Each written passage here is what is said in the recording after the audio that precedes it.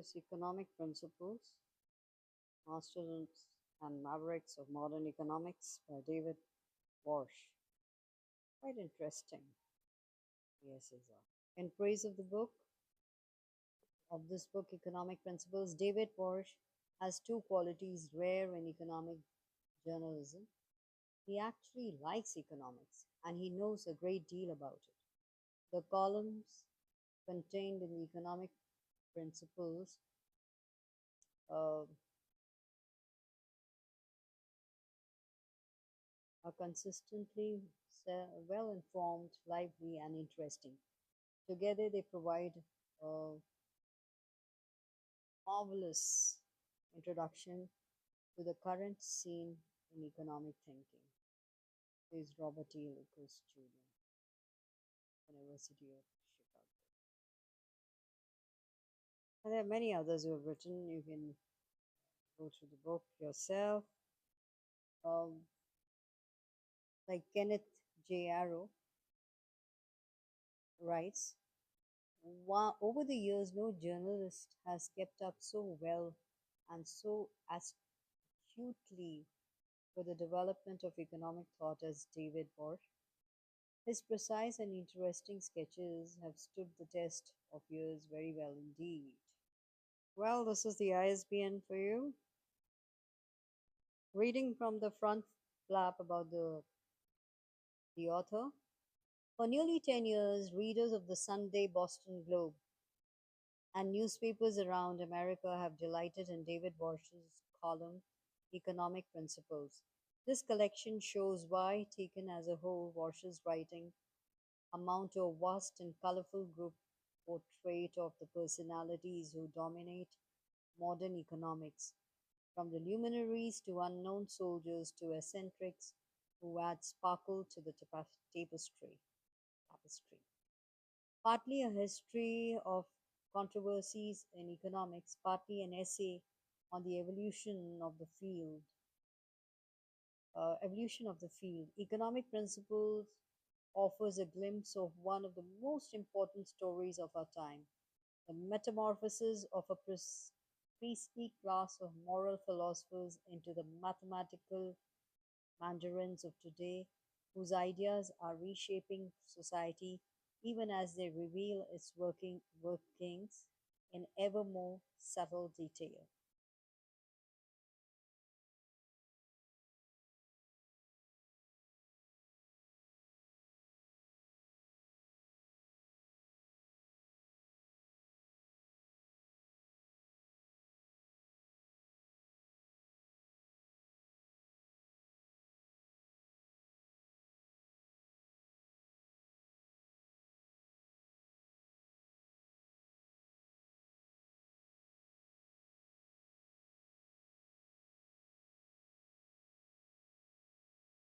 Warsh first recounts the rise of the economic paradigm, deftly treating the rediscovery of Adam Smith and the centrality of markets. He then turns to the generation of economists for whom the Nobel Prize was created in 1969, the men who forged the modern field in a few years during and after World War II. Some, like Paul Samuelson and Milton Friedman, are well known in the public. Others, like Tryggve Lie, Tryggve Havel have Lamo and George Danzig are less quickly recognized, but all have interesting stories which Warsh brings to light.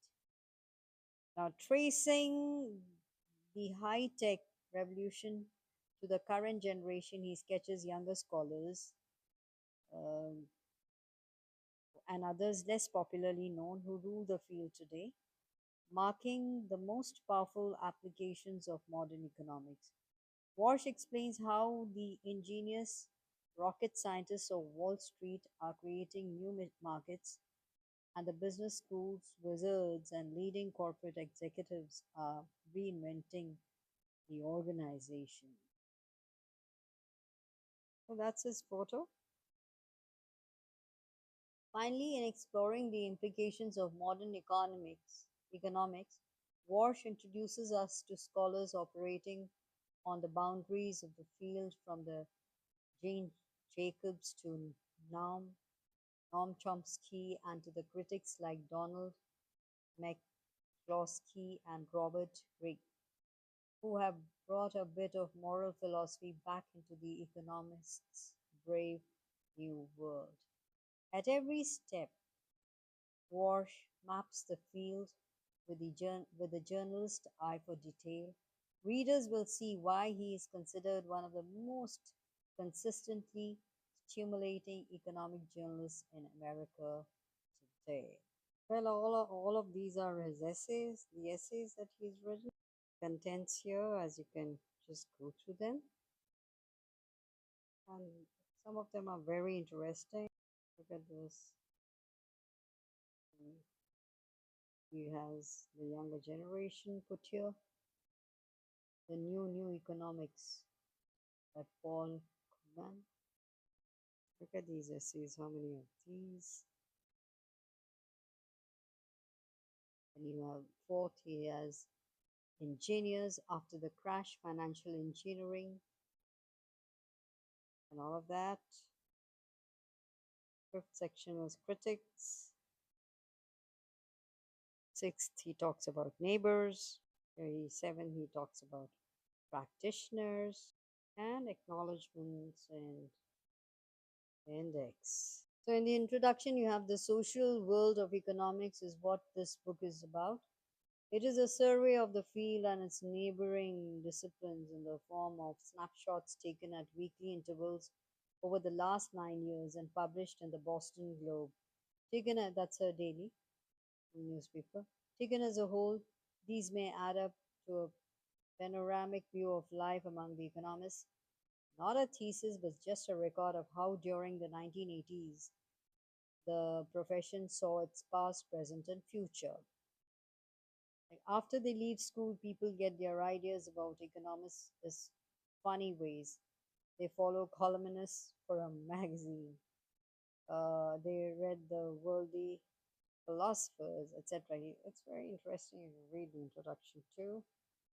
I particularly like reading Redeeming Karl Marx and something that he's written about punctuated equilibria. So, from Karl Marx, what really fascinated me was the theory of punctuated equilibria. So, Engels and it's a borrowed idea, but it explains how systems experience long periods of stability punctuated by brief significant changes. For example, the 2008 financial crisis. Stable period, the years up to 2008 saw a period of economic stability with steady growth and low inflation. This stability led to complacency, with many investors and institutions taking on excessive risks. Now, the punctuation point. The housing market bubble burst in 2008, triggering a global financial crisis. This sudden event forced a rapid reassessment of risk and a significant change in economic policies. So, you see that governments and central banks responded to this rapid change with fiscal and monetary measures, respectively. The central bank responded with quantitative methods for easing and bailouts to stabilize the financial system. This rapid response helped mitigate the crisis and led to new regulatory frameworks and a change in economic policies. Key features of punctuated equilibria in economics. What are they? That is long periods of stability.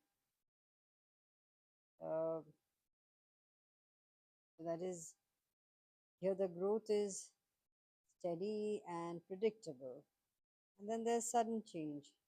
It could be due to any, say, internal pressure or whatever, or external shocks can trigger rapid changes. Internal pressures can disrupt the home economy. So, stability and forcing a reassessment of economic policies, something like that, which really fascinated me. So, key features, adaptation and innovations, punctuated equilibria create opportunities for innovations and adaptations as economic agents respond to changing circumstances. So, that is really quite interesting that I found. And read about it, you'll enjoy it even more.